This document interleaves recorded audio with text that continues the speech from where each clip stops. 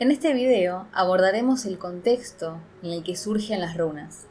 Y cuando me refiero al contexto, me refiero al conjunto de creencias que tenían estos pueblos nórdicos.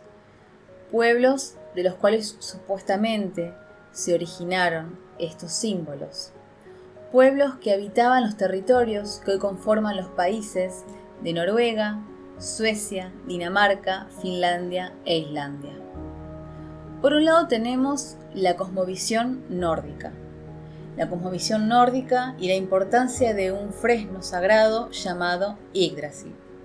Y después tenemos otras tradiciones, otras cuestiones que poco a poco vamos a ir profundizando.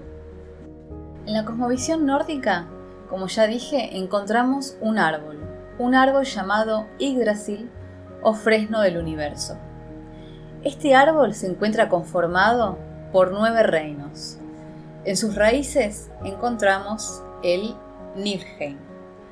Luego, en el tronco, el Midgard. Y finalmente, en la copa, encontramos el Asgard. Acá tenemos la presencia de tríadas del número 3, de lo tripartito, que es muy característico de los pueblos nórdicos y también de otras culturas como lo es la celta. Esta cuestión tripartita obedece de alguna manera a esta cuestión del nacimiento, de la vida y de la muerte, entendidas como un ciclo que se renueva constantemente. Esta cuestión tripartita también la podemos reconocer en las Nornas, que son 3 seres que hilan los hilos del destino y que son fundamentales en la mitología nórdica, aunque también las podemos observar, reconocer en otras mitologías como lo es la mitología griega. Las Nornas son 3 seres que hilan justamente los hilos del pasado, del presente y del futuro. En las raíces del fresno no solamente encontramos a las Nornas, sino también 2 fuentes muy particulares.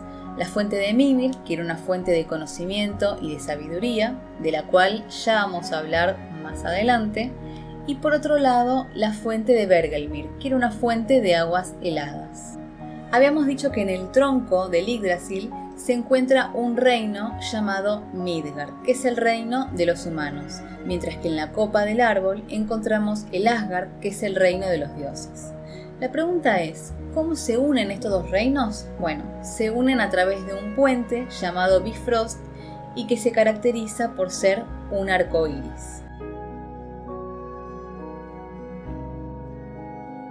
Los reinos que conforman el Yggdrasil son 9.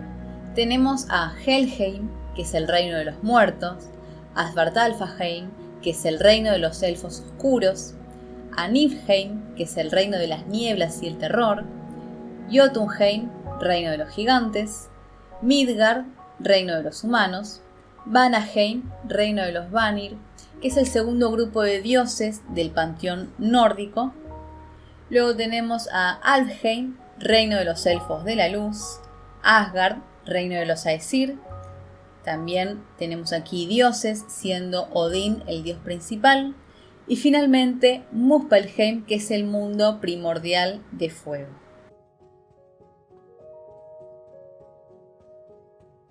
Con respecto al propósito de la religión nórdica, podríamos decir que era la supervivencia, la regeneración de la sociedad. En cuanto a la fe, era muy descentralizada y la vida básicamente giraba en torno a la familia y a la aldea. De hecho, las tradiciones y los valores eran muy arraigados, se transmitían de generación en generación y gracias a esto podemos conocer hoy cómo era en aquel entonces, o al menos tener un atisbo, ¿no? Una idea de cómo era el día a día de estos pueblos.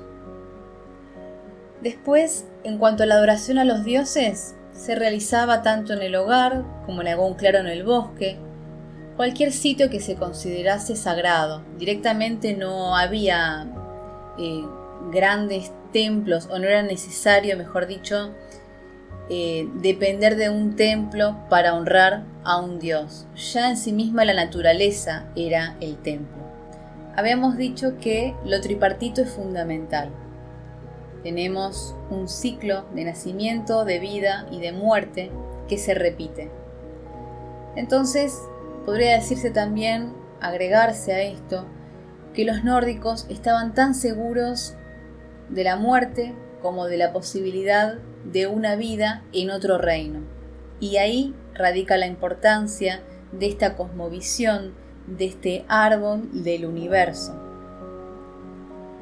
Además, la convicción era muy fuerte, muy potente ante nuevos comienzos por parte de estos pueblos. Los nórdicos, si bien no dejaron fuentes escritas sobre prácticas religiosas, sí las podemos conocer a través de escritos cristianos. Pero tenemos que tener en cuenta que para la religión cristiana, estas creencias, estas prácticas eran consideradas supersticiones. Así que todos aquellos documentos escritos siempre hay que tomarlos con mucho cuidado, pero de alguna manera no dejan de ser fuentes históricas. Otras cuestiones que nos van a ayudar a comprender mejor cómo era la vida de estos pueblos nórdicos es tener en cuenta que los inviernos eran muy crudos y por otra parte la existencia, la presencia de las auroras boreales, que en verdad es una presencia mágica. Para algunos las auroras boreales eran puentes que unían el mundo de los humanos con el mundo de los dioses, y también hay otras versiones que dicen que era el reflejo de los escudos de las valquirias. Las valquirias eran seres mitológicos que acompañaban a los guerreros caídos al Valhalla. Esta pequeña aproximación de los pueblos nórdicos nos va a permitir comprender por qué algunas runas están vinculadas directamente con elementos tales como el hielo, el ganado, la siembra, la cosecha, la familia, las tradiciones, los bienes, porque justamente son elementos característicos de una cultura dada en un periodo en particular.